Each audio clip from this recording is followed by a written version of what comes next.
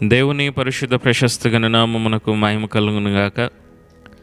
ఈ తరుణమునకు ఏర్పరచబడినటువంటి వాక్య భాగము నిర్గమకాండము 3వ అధ్యాయము 7వ వచనం నుండి 10వ వచనం వరకు, 4వ అధ్యాయము 10వ వచనం నుండి 15వ వచనం వరకు.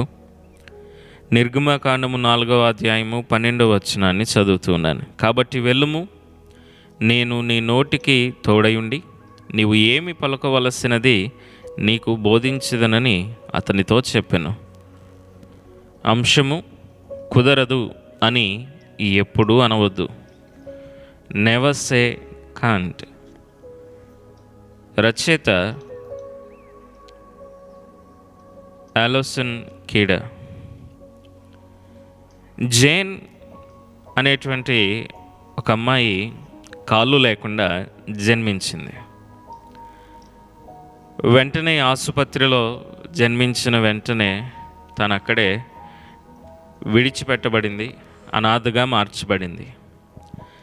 అయినప్పటికీ ఆమె దత్తత కోసము పెట్టబడము ఒక ఆశీర్వాదమని చెబుతూ ఉంటుంది. నా కొరకు నా జీవితంలో ఉంచబడినటువంటి వ్యక్తుల కారణంగా నేను ఇక్కడ ఉన్నాను అని తాను ఎంతో సమాధానంగా, సంతోషంగా ఆ విషయాన్ని వ్యక్తపరుస్తూ ఉంటుండేది.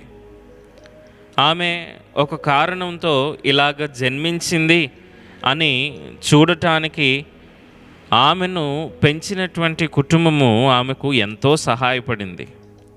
అంటే తాను కాళ్ళు లేకుండా పుట్టడము దేవుని చిత్తమనో లేకపోతే దానికి గొప్ప కారణం ఉందనో తనను దత్తత తీసుకున్నటువంటి ఆ కుటుంబం వారు తనకు ఎంతో శ్రేష్టమైనటువంటి విషయాన్ని నేర్పించారు. వారు ఆమెను కుదరదు అని ఎన్నడూ చెప్పకుండా పెంచారు. ఎలాంటి పరిస్థితుల్లోనైనా ఆమె తన యొక్క నిబ్బరమును, ధైర్యమును కోల్పోకుండా వారు తనకు తోడుగా ఉండి ఎప్పుడూ కూడా కాదు, కుదరదు అనేటువంటి మాట మాట్లాడకుండా అన్ని విషయాలను కూడా ధైర్యంగా ఎదుర్కొనేటువంటి నమ్మకాన్ని ఇచ్చారు. ఒక నిష్ణాతులైనటువంటి విన్యాసకురాలుగా మరియు వైమానిక వేత్తగా తాను మార్చబడేంత మటుకు వారు ఆమెకు సహాయంగా ఉన్నారు. ఆమె చేయు అన్ని పనులలో వారు ఆమెను ప్రోత్సహిస్తూ ఉండేవారు. నేను దీనిని ఎలా సాధించగలను అనే వైఖరితో ఆమె సవాళ్లను ఎదుర్కొంటూ ఉండేది.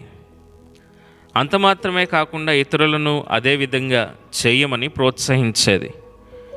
ఎవరైనా నిరాశతో ఉన్నటువంటి సమయంలో తాను వారిని ఎంతగానో ప్రోత్సహించి ధైర్యపరిచి ముందుకు అడుగులు వేయమని తెలియపరుస్తూ ఉండేది. దేవుడు ఉపయోగించిన అనేక మంది వ్యక్తులు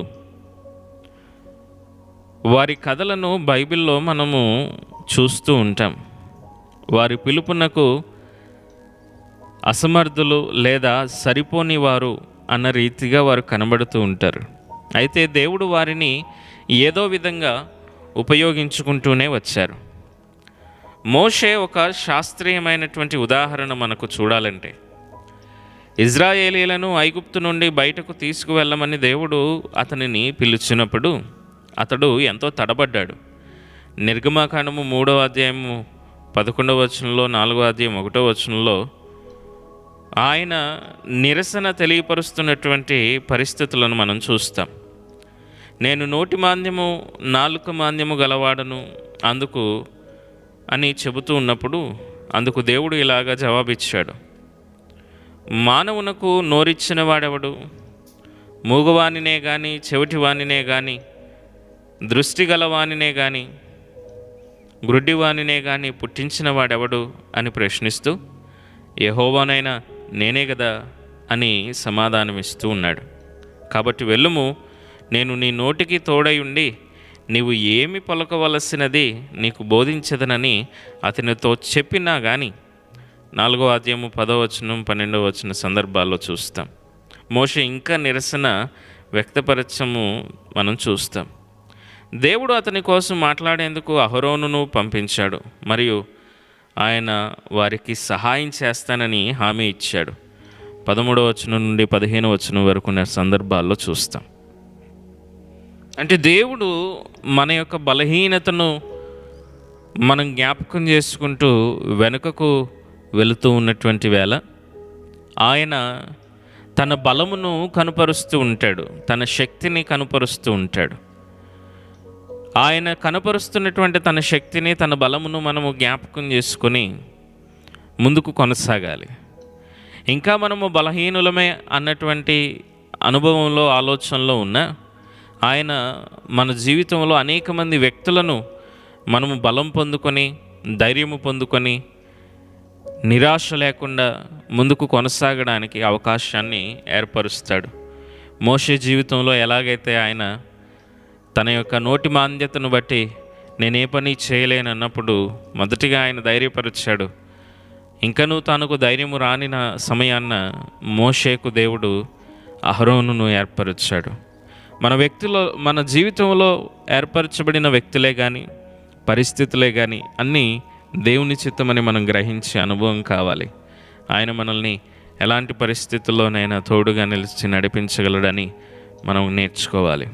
ఇక్కడ జేన్ మరియు మోషే వలె మనమందరం కూడా ఒక కారణం వల్ల ఇక్కడ ఉన్నామని, మనము మన మార్గం అంతటిలో దేవుడు తన దయతో మనకు సహాయం చేస్తూ ఉంటాడని మనం జ్ఞాపకం చేసుకోవాలి.